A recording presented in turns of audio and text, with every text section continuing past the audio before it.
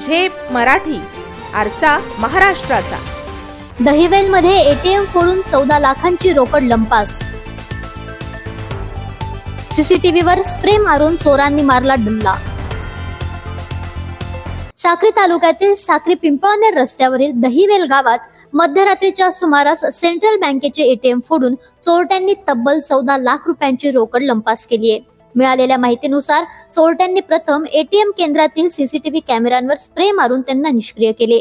त्यानंतर ATM machine फोडून 500 रुपयांच्या 2803 नोटा चोरी केल्याचे उघड झालेत। सीसीटीव्ही फुटेजमध्ये चोरटे पांढऱ्या रंगाच्या कारमधून आल्याचे स्पष्टपणे दिसते। घटनेची माहिती मिळताच साक्री पोलिसांनी घटनास्थळी धाव घेऊन पंचनामा केला असून या प्रकरणी गुन्हा दाखल करण्यात आलाय। पोलिसांकडून या प्रकरणी अधिक तपास सुरू आहे।